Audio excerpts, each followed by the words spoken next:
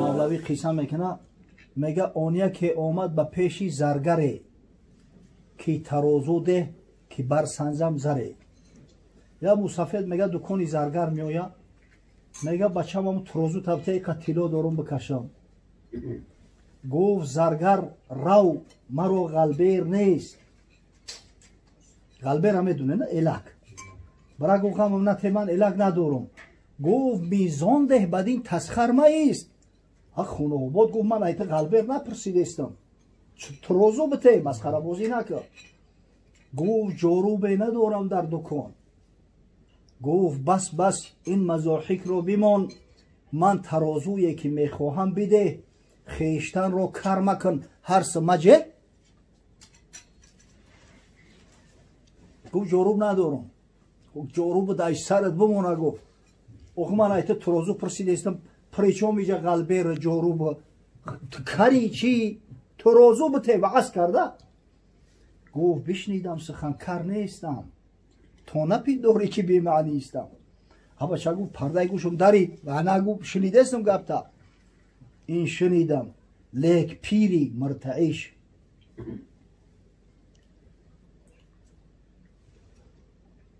ин шинидам лек пири миртаиш.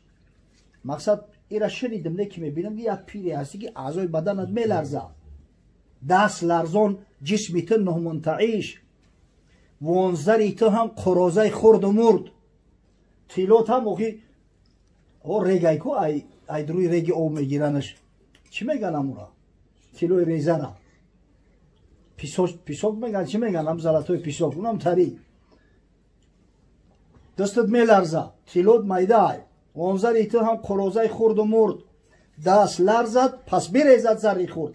метарсам вақте ки мегӯй да палаи тарозу бирезмаш, дастат меларзад, ҳаму тилоҳо дар дуконам чош мехӯрад. пас бигӯӣ хоҷа ҷорубе биёр, то бирӯбам зари худро дар ғубор. баъд даъвора мебардорӣ ки тилом дар дуконат рехтай, ҷоруба битаяка бурӯбам бигирмаш. чун бирӯбӣ хокро ҷамъ оварӣ, гӯиям ғалбер хоҳам эмарӣ.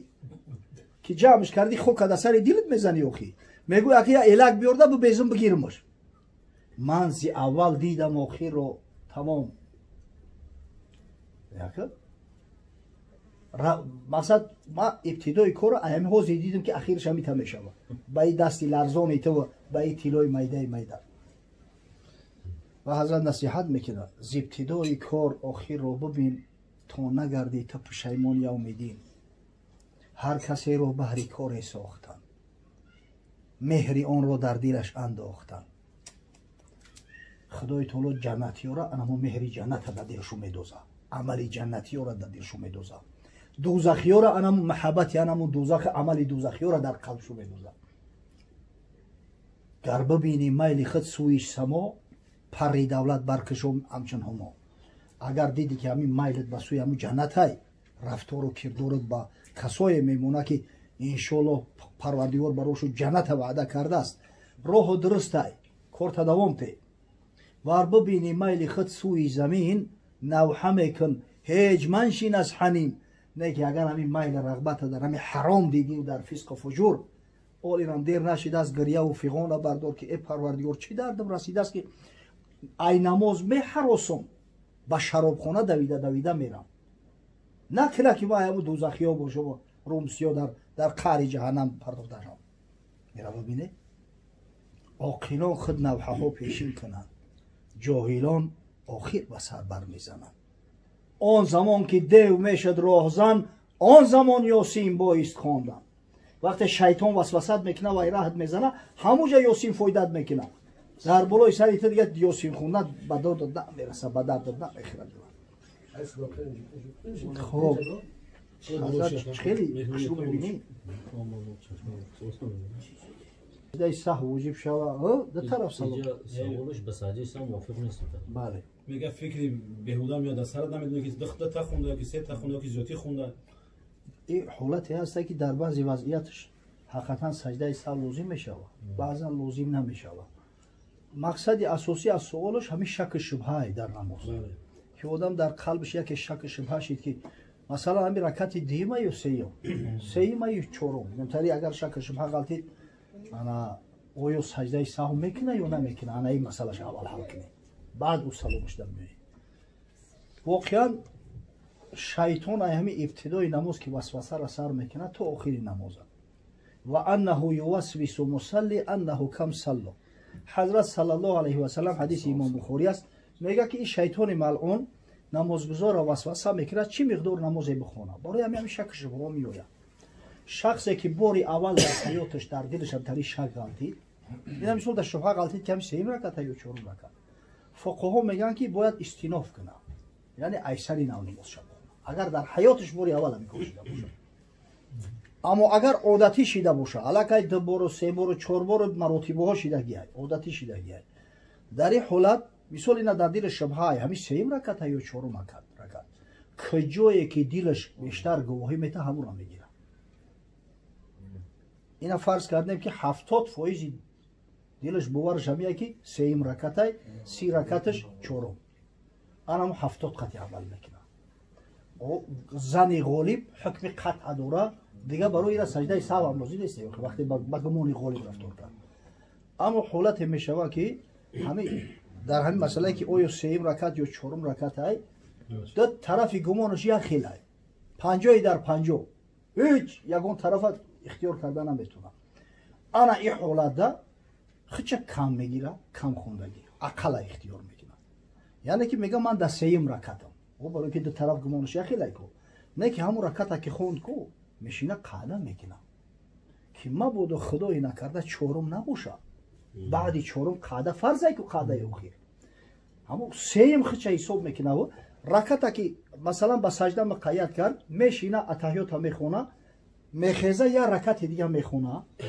баъд идаф 6 атаҳиёта ки хон саҷдаи саҳв дар калаш воҷиб мешавад ана ки масъалаи охири саволашда омадем ки одаме ки танҳогузорай як тараф салом мета ё ду тараф маълумае ки ҷамоат агар боша як тарафай инҷа ҳеҷ шаку шубҳа неста ягон ихтилоф неста неги ҳами масъалаи намози танҳогузорда як тараф ё ду тарафда дар китобҳои фиқҳӣ ихтилоф омадааст ҳатто ана дар китоби ҳидоя шайхулислом бурҳониддин мегӯяд ки танҳогузор мунфарид ду тараф салом метавонад аммо азбас ки беҳад даъво ҷанҷол зиёд ҳатто як ривоят аз фахрулислом баздавӣ омадааст ки мега касе ду тараф салом мета намозаш фосид мешавад бале намоз дига фосид мешавад агар чанде ки қавли шозай ба ӯ қавл амалам намекунанд ба хотири эҳтиёт фуқаҳо мегӯянд ки хобе танҳогузор бошӣ хобе ҷамоат боша ҳамун як тараф салом додан авлотар ба хотири он ки дар зимаи саҷдаи тарафда дар китобҳои фиқҳӣ ихтилоф омадааст ҳатто ана дар китоби ҳидоя шайхулислом бурҳониддин мегӯяд ки танҳогузор мунфарид ду тараф салом метавонад аммо азбас ки беҳад даъво ҷанҷол зиёд ҳатто як ривоят аз фахрулислом баздавӣ омадааст ки мега касе ду тараф салом мета намозаш фосид мешавад бале намоз дига фосид мешавад агар чанде ки қавли шозай ба ӯ қавл амалам намекунанд ба хотири эҳтиёт фуқаҳо мегӯянд ки хобе танҳогузор бошӣ хобе ҷамоат боша ҳамун як тараф салом додан авлотар ба хотири он ки дар зимаи саҷдаи саҳв ҳаст ку ликулли саҳвин саҷдатон баъда салом ҳазрат баъди саломай нагуфтааст ликулли саҳвин саҷдатон баъда салом барои ҳар саҳве ду саҷда лозим мешавад баъди салом ҳамун як салом қати иншоалло айҳудаш мебароед як тараф салом бита иншоалло кифоя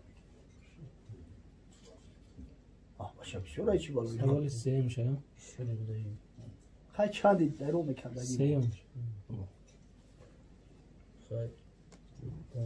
агар қарздор бошӣ آقای آدم نایگی همون سوما در اون مسجد آدم بیمار خیر که نمیشه ماشاءالله شخصی اگر قرضدار باشه آدمی را که باید پول قرض به او بر بگردونه نیاور اگر به شرطی که بشناسه همون را بدونه که این حتی مرده باشه هم صاحب درکاش هستن فرزندش هستن حتما باید مال به صاحب مال برسونه برای فرد روز قیامت دعواگر هم صاحب مال است همین امکان و علاجش باشه حتما به صاحبش باید برسونه بعد مرگشم баъди маргам ки боша ба ворисош бара бирасонам. аммо агар ҳолате мешава ки як аз қарздори дига намедониш ӯ кияй, на номша медонӣ, на адресша медонӣ, мададҳо мегзара, анами ҳолата беҳтарин кор ҳамин аст ки айноми соҳибаш бигирӣ хайрш кунӣ. иншоалло дар масҷид хайрш кардӣ ӯ садақаи ҷория мешавад. ягон камбағалдам ки хайрш кардӣ айноми соҳибаш мерава. дар ҳадисҳо омадааст ки ҳазрат саллаллоҳу алайҳи ва саллам мегӯяд ки ҳамин худои бузург амали хайра инами садақоту хайрота тарбия мекунад. ба ҳадде калон мешава ки илоҳи тоба аввал тойчаакай баъд як аспи маст мешавав гала мешавав. ва фарду рӯзи қиёмат вақте ки соҳиби пул даъво карда ай кашталат гирифт мегӯянд ки охи инамира айноми ту хайр кардааст, инаи қадар шидааст, инами қасавоб намехоҳӣ. ай охи ҷонканӣ ҳама барои ҳамун ҷаннат ай ӯ қасавоб бита намехоҳӣ, ба дили ҷон қабул мекунад.